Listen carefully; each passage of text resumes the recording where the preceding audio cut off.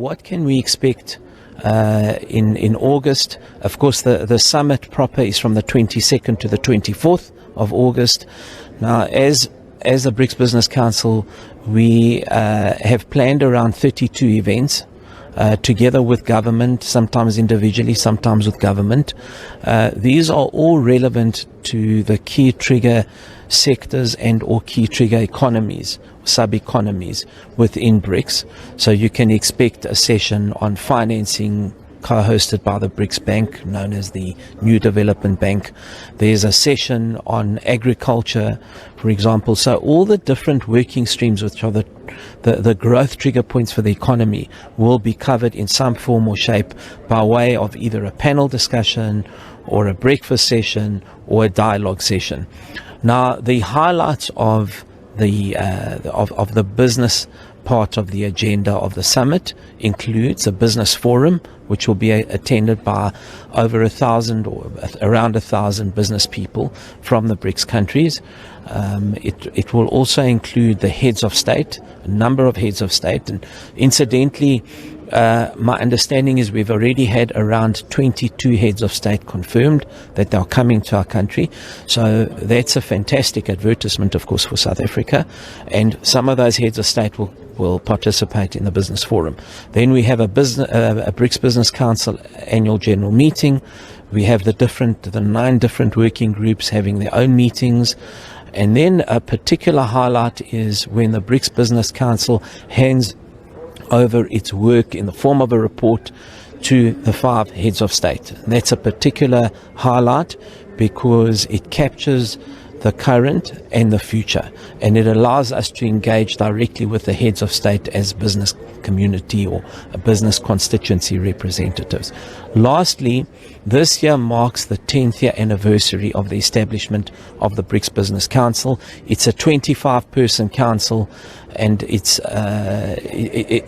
really important that we have gone full circle here, because the council was incepted 10 years ago in Durban, and now 10 years later we are hosting again as South Africa, and we have a very important program that we will announce and roll out at that anniversary.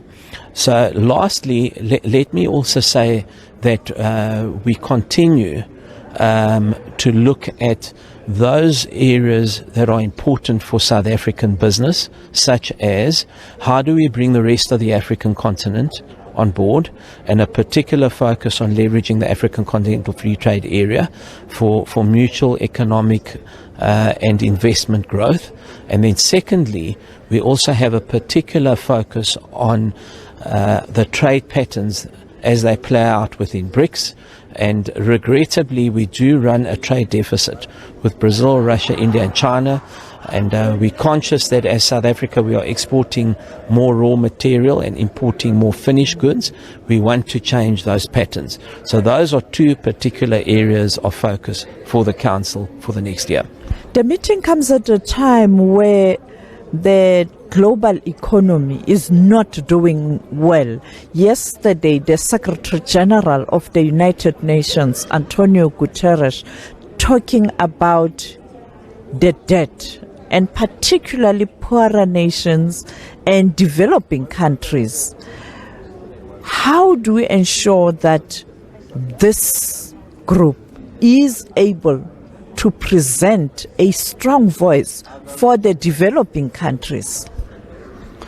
There's no doubt that there's global economic distress and many debt traps that are looming. There's no doubt about that, and that is why when we question, well, why are we as South Africa in this formation? Well, first of all, this formation it represents 31.5% of global GDP, so it's slightly larger now even than the G7. So that's the size of market that we potentially could participate in. So I think that's the first important thing. The second thing is, how do we unlock those opportunities so that you reduce the risk of debt trap and you reduce what is a pedestrian at best economic growth at the moment, and many distressed economies around the world. I think the key here is we need to return back to multilateralism. And as a council, we're agnostic as to where the trade and investment comes from. The only criteria for us, so whether it comes from east or west or north or south, the only criteria for us, what represents the best economic, trade, commerce and investment opportunities for our country. And industrialization, manufacturing, post-pandemic recovery are all very important elements, but all underlined and underscored by a need to strengthen multilateralism. There's a concern that we are moving into a more sort of polarized world, and unfortunately the casualties of victims will be the least developed and emerging economies. So we need to start bridging and narrowing that gap. The new development bank or the BRICS Bank, what role can this institution or this financial institution play in terms of assisting member countries and those countries who are interested in tapping into the resources of this bank? What role can the bank play? In our view, the bank plays a complementary role. It provides yet another financing institution, developmental financing institution, another option for the BRICS countries. So in the midst of all the other DFRs that exist, there's also this one, with a difference. This one has a particular interest and slant on the BRICS countries' economies and agendas. The slight criticism of the bank, and it's a positive criticism, okay, it's not a negative criticism, is that it has been rather top-heavy up until now in funding sort of public sector projects, these big public sector projects, infrastructure, and it's been very successful, and South Africa has been a beneficiary of that. What we do need to do is we need to diversify this slightly so that private sector entities, particularly those that are medium-sized businesses, can potentially benefit from the financing instruments that the bank provides. And finally, the debate around the de-dollarization. Is this going to be a topic as part of the BRICS Business Council? Because it speaks to what you are doing as business. Look, I think a BRICS country, a currency rather than a de-dollarization is one of many topics that are being discussed. There is a financial working group or financial working stream within the council, and the purpose of the financial working group is what measures can we look at to strengthen trade, economy and investment, and of course there are many different instruments, including looking at a BRICS currency. I'm not saying that that is what we will go with. It's a discussion at this point in time, as we are discussing many other options.